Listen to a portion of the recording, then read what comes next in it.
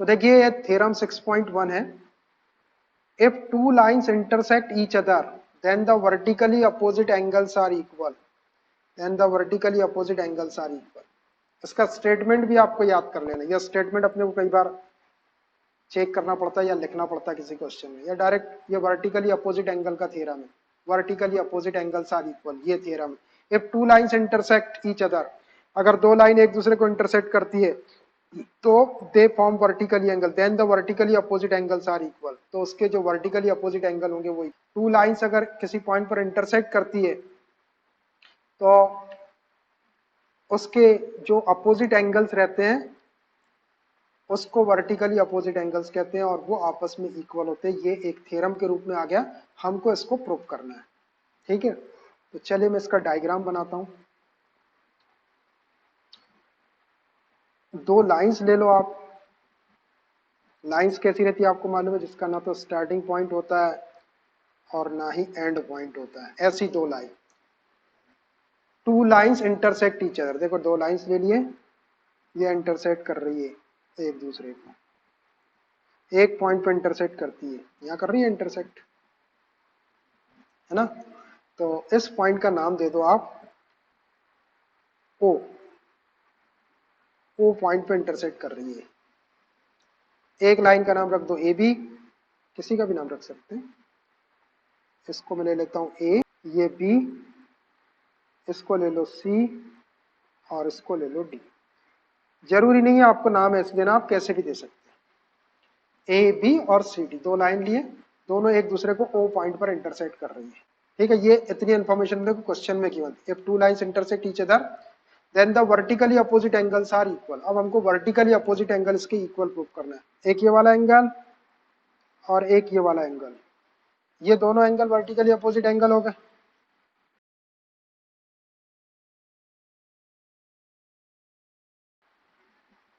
एक ये वाला एंगल और एक ये वाला एंगल, जिसमें मैंने सिंगल सिंगल लाइन लगाया है वो दोनों vertically opposite angle. Black black दोनों वर्टिकली अपोजिट एंगल है, इनको इक्वल प्रूव करना है। और ब्लू ब्लू ये भी आपके वर्टिकली अपोजिट एंगल है, इनको भी आपको इक्वल प्रूव करना है। ऐसा स्टेटमेंट अपने पास में लिखा हुआ है। तो अब इसमें लिखेंगे गिवन, जो गिवन है उसको लिखना है। गिवन,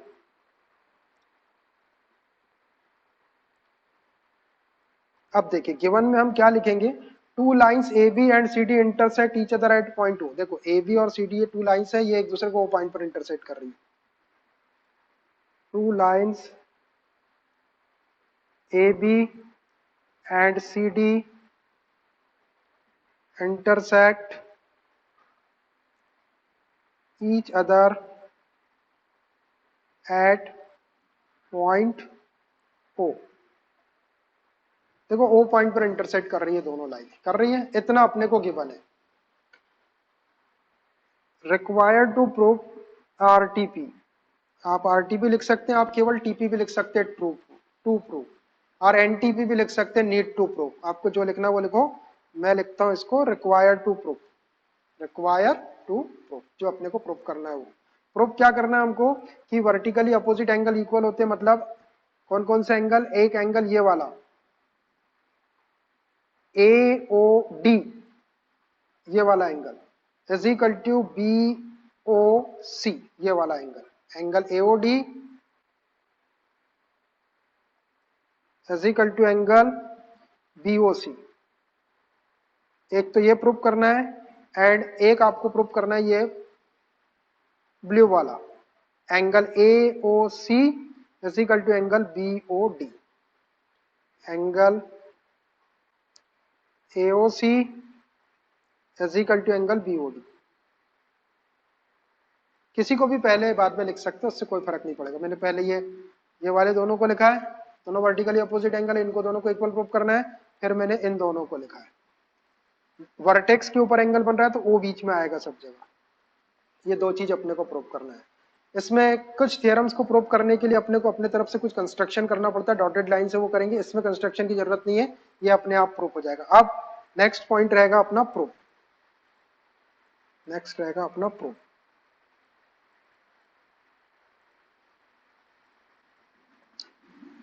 अब देखिए इसको प्रूफ कैसे करते हैं। अब इसको प्रूव करने के लिए आप देखिए, ये वाली रे को देखिए आप, ये ओडी एक रे है, ठीक है। ये किसके ऊपर स्टैंड दिख रही है आपको? ए बी लाइन के ऊपर स्टैंड दिख रही। Since ray OD stands on line A B, तो ये वाला एंगल और ये वाला जो एंगल है ये लीनियर पेयर के एंगल हो जाएंगे, इनका दोनों का सम 180 डिग्री हो जाएगा। Since ray OD stands on the line AB, OD ray देख लो आप, ए बी लाइन के ऊपर स्टैंड है, तो देयरफॉर इसके अकॉर्डिंग एंगल देखना कौन सा एंगल, ए ओ डी ये वाला angle plus angle B O D ये वाला एंगल, बी ओ डी ये वाला एंगल, दोनों भी एक लाइन के ऊपर स्टैंड है, तो लीनियर पेयर एक्सियम से इसको 180 डिग्री लिख सकते हैं। Therefore angle AOD plus angle BOD is equal to 180 degree. इसको एक इक्वेशन दे दो आप और इसका रीजन लिख दो, बाय लीनियर पेयर एक्सियम। ये लीनियर पेयर एक्सियम है। देखो दोनों एंगल जो है एडजेसेंट एंगल है, ये वाला और ये वाला, तो दो एडजेसेंट एंगल एक ही लाइन के ऊपर रहते हैं, एक कॉमन आर्म है ओडी, ओ कॉमन वर्टेक्स है और ये दो नॉन कॉमन आर्म्स है, तो इनका सम 180 डिग्री होता है। ये अपना लीनियर पेयर एक्सियम, ठीक है। अब ऐसा ही हमने ओडी रे को ए बी के ऊपर स्टैंड किए थे। अब देखो ये ओ ए रे को देखो, ये सी डी लाइन के ऊपर स्टैंड है ray O A stands on C D. तो कौन कौन से एंगल, एक ये वाला एंगल और एक ये वाला एंगल, ये दोनों भी आपके लीनियर पेयर से 180 डिग्री हो जाएंगे। सेंस रे O A stands on the line CD, देख लो आप CD लाइन के ऊपर स्टैंड कर रही है, ये OA रे ये CD लाइन के ऊपर स्टैंड कर रही है, तो ये वाला एंगल कौन सा है, angle AOC plus angle AOD is equal to 180 degree. तो therefore angle AOC plus angle AOD is equal to 180 degree. इसको इक्वेशन सेकंड दे दो और रीजन वही रहेगा same, by linear pair axiom. आप शॉर्ट में लीनियर पेयर एक्सियम को एलपीए भी लिख सकते हैं, लीनियर पेयर एक्सियम को शॉर्ट में एलपीए भी लिखा जा सकता है, और आपको पूरा लिखना है तो आप पूरा लिखिए, लीनियर पेयर एक्सियम और एलपीए। अब देखो ये दो इक्वेशन हमको मिल गए, समझ में आया आपको ये दो इक्वेशन? देखिए थ्योरम्स को समझना है, बहुत जल्दी जल्दी सॉल्व नहीं होता, इसको समझ के सॉल्व करना पड़ता है। मैंने क्या किया, ओडी रे लिया ए बी लाइन के ऊपर, तो ये वाला angle AOD plus angle BOD is equal to 180 degree linear pair से लिख दिया। उसके बाद मैंने ओ ए रे को लिया ओसी सी डी साइड के ऊपर, तो ये वाला angle A O C plus angle A O D, ये दोनों फिर से लीनियर पेयर से 180 डिग्री हो गए। अब इक्वेशन 1 और 2 को आप नोटिस करो, notice equation 1 and 2 you will find this right side equal to 180 180, दोनों इक्वेशन में राइट साइड इक्वल है, so we can write their left side equal. So from equation 1 and 2, from equation 1 and equation second, first and second से हम इनके left side को equal लिख रहे थे। लेफ्ट साइड, इसका लेफ्ट साइड देखो ये है एंगल एओडी प्लस बीओडी, और इसका left side AOC plus AOD, ये दोनों को इक्वल लिख दो, angle AOD plus angle BOD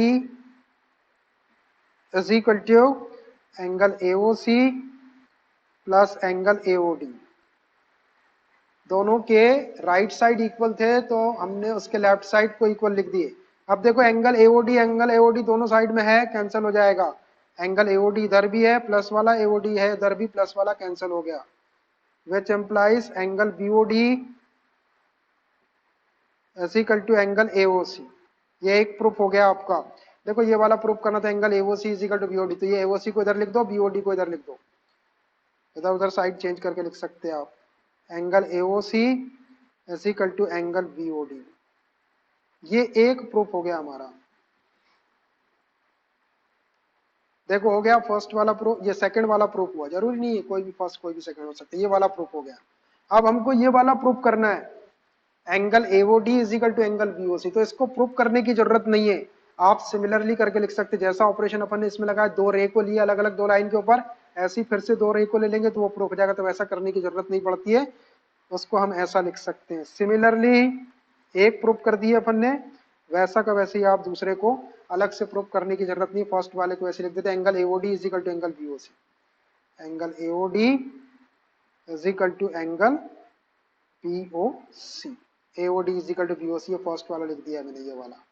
अब देखिए दोनों प्रूफ हो गए, हैंस प्रूफ लिख दो।